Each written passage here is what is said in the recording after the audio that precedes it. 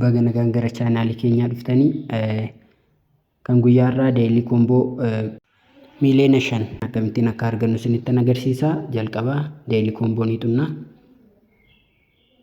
Deelii komboo akkuma xunneen bakkoota duwwaa kana sadan gaaffii qaban sadan kana guutuun qabna jechaadha.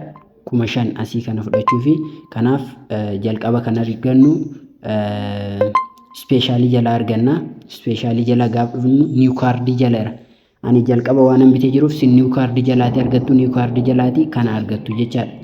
Kaza inni jalqaba kanadha.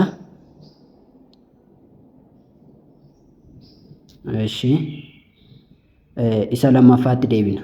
Eshi inni lamaffaan immoo kan argannu PR tiimii jalaati arganna jechaadha. PR tiimii jala kanaati arganna. Isa immoo PR tiimii jala kana dhufnee gadi buusnee secret kan jedhu kanadha jechaadha.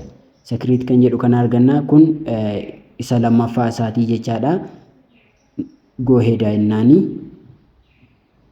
Eshi akkatti nu guuteera. Inni sadaffaan immoo inni sadaffaan kun immoo kan guunnu ammas kan argannu ispeeshaalii jalaati. Ispeeshaalii jala dhufnee gadi buusnee ankoo kan jiru kaardiin koo jalqaba kanan bitee zalaati.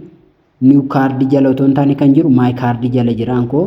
Isin immoo maay kaardii jala yoo arganne niw kaardii jala dhuftaniis barbaaddanii argachuu dandeessu. Ispeeshaalii jala jiraachuu sabartanii gadi buutaniit kan maal jedhaa USDT kan jedhuu fi toon kan jedhu kanarraati argachuu dandeessu. Kana gaaf tuxxanii kan guyyaa har'aa guutummaan guutuutti miliyoona 5 salphaatti akka argachuu dandeenyudha jechaadha. Go ahead jennaani. Haala kanaatiin ammoo fudhachuu nan danda'a. Miliyoona 5 akkuma asitti argitan kana miliyoona 5 kana fudhachuu nan danda'a. Go ahead jedhaani.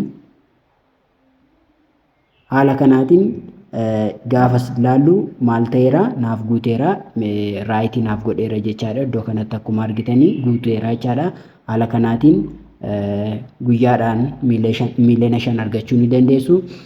Isinis haaluma akka kanaa gochuudhaan guyyaadhaan miliyoona 5 argachuu ni dandeessu. Chaanaalii kanaaf addisi kan taatan subscribe like gochuudhaan hordofaa. Galatoomaa.